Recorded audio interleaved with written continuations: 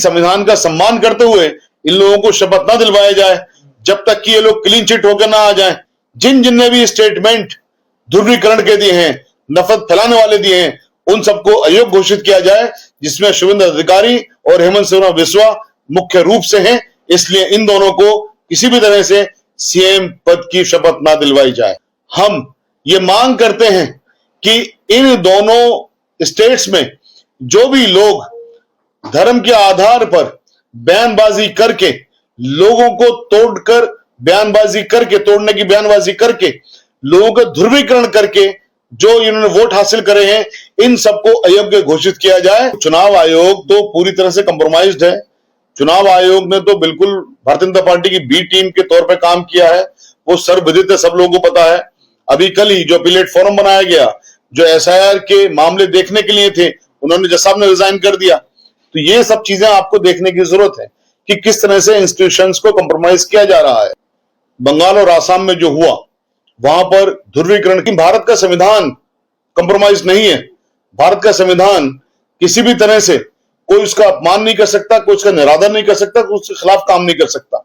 जब भारत के संविधान ने बिल्कुल साफ साफ व्याख्या कर दी, एक व्यवस्था दे दी कि धर्म के आधार पर इलेक्शन नहीं लड़ा जा सकता, धर्म के आधार पर वोट नहीं मांग सकते, धर्म के आधार पर आप दूसरे लोगों को, जो दूसरे धर्म के लोग हैं, उनको आप अलग थलग नहीं कर सकते। तो ध्रुवीकरण ये वाला करना कि एक पर्टिकुलर रिलीजन के लोग एक पार्टी को वोट दें और दूसरे पर्टिकुलर रिलीजन के लोग दूसरी पार्टी को वोट दें, ये भारत के संविधान के खिलाफ है।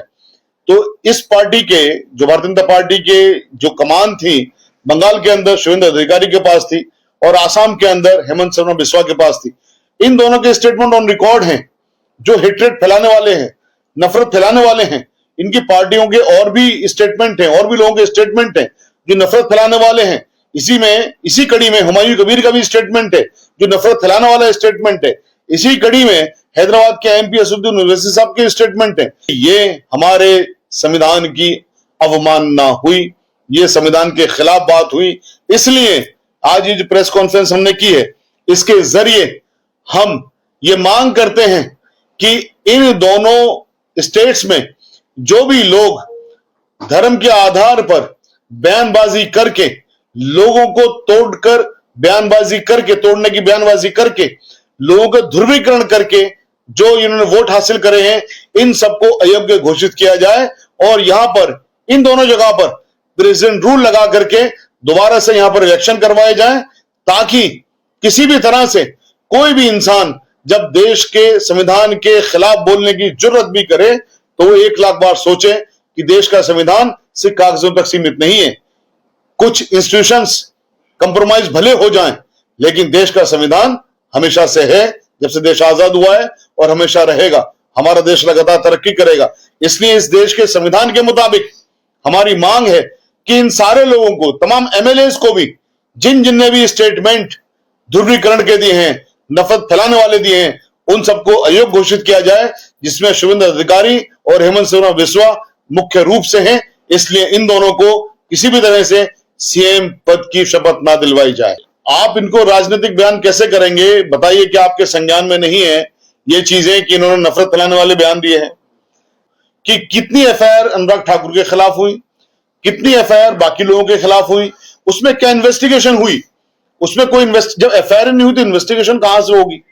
तो इन्वेस्टिगेशन नहीं होगी तो सुप्रीम कोर्ट का किसी को छोड़ देने का मतलब क्या रह गया है? तो इस तरह से तोड़ मरोड़ के लोगों के सामने चीजें परोसी जाती है, वो बेसिकली वही संविधान के खिलाफ चीजें हैं। उसी लिए तमाम देश को इस बात को जानना जरूरी है कि जिस तरह से चीजें प्रचारित की जाती हैं, कानून वैसे नहीं है। कानून तो यह है कि फौरन एफआईआर होनी चाहिए थी। आपने कभी सुना है कि बिना एफआईआर के कोई इन्वेस्टिगेशन हुई हो नहीं सकती, कानून है ये। और बिना इन्वेस्टिगेशन के कोर्ट में मुकदमा नहीं चल सकता, और बिना कोर्ट में मुकदमा चले हुए कोई बरी नहीं हो सकता। तो फिर अनुराग ठाकुर कहां से बरी हो गए? चुनाव आयोग भी तो कोई इसमें चुनाव आयोग तो पूरी तरह से कंप्रोमाइज्ड है। चुनाव आयोग ने तो बिल्कुल भारतीय जनता पार्टी की बी टीम के तौर पे काम किया है। वो सर्वविदित है, सब लोगों को पता है। अभी कल ही जो अपीलेट फोरम बनाया गया, जो एसआईआर के मामले देखने के लिए थे, उन्होंने जज साहब ने रिजाइन कर दिया। तो ये सब चीजें आपको देखने की जरूरत है कि किस तरह से इंस्टीट्यूशंस को कंप्रोमाइज किया जा रहा है। जो लोग कंप्रोमाइज नहीं होते उनसे फिर रेजिग्नेशन दिलवाया जाता है, या वो अपने आप मजबूरी में आके रेजिग्नेशन देते हैं कि जो लोग प्रेशर नहीं झेल सकते। तो किस तरह से जो लोग ईमानदार हैं वो कितने प्रेशर में काम कर रहे होंगे, इस चीज का जरा अंदाजा करिए। इसलिए तमाम पॉलिटिकल पार्टी से भी हम आग्रह करते हैं, तमाम पॉलिटिकल पार्टी से आग्रह करते हैं कि आप लोग आइए, अब सड़कों पर आने का वक्त है, अब आंदोलन का वक्त है। जैसा आंदोलन पूर्व में बहुत सारे हमारे महापुरुषों ने किया है, महात्मा जो नफरतें फैलाने की बात करता हो उसके खिलाफ करप्ट प्रैक्टिसेस के मुकदमे हो या करप्ट प्रैक्टिसेस उसके खिलाफ साबित हो गई हो। अब यहां पर ये वाली चीज है कि इलेक्शन के अंदर तमाम स्टेटमेंट दिए गए, हाथों हाथ पे सरसों नहीं उगा करती है।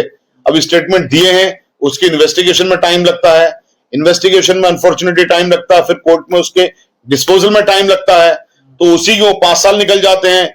जैसा भी मेरे दूसरे भाई ने कहा कि वो अपने खिलाफ मुकदमे विड्रॉ कर लेते हैं। तो अब बीच का रास्ता क्या है? बीच का रास्ता तो यही है ना कि संविधान का सम्मान करते हुए इन लोगों को शपथ ना दिलवाया जाए जब तक कि ये लोग क्लीन चिट होकर ना आ जाएं। बजाय इसके कि लोग क्लीन, जब इनको सजा हो जाएगी तब उनको ये घोषित करेंगे। ये लोग महाराष्ट्र का चुनाव भी रद्द करा रहे थे, हरियाणा का चुनाव भी रद्द करा रहे थे, लेकिन हुआ कुछ नहीं अभी तक। हुआ कुछ नहीं, अनफॉर्चुनेटली होना चाहिए था। अगर हुआ कुछ नहीं, इसका मतलब ये नहीं कि हम लोग कोशिशें बंद, हाई कोर्ट के जज साहब भी तो थे, इसका मतलब क्या सारे बाकी मेहमान थे? ऐसा तो नहीं है ना। तो कोई आदमी अगर अपने फंक्शन को डिस्चार्ज नहीं कर रहा है, किसी वजह से कोई मजबूरी है, कंप्रोमाइज्ड है, प्रेशर है, दबाव है, क्या पता नहीं क्या है क्या नहीं है।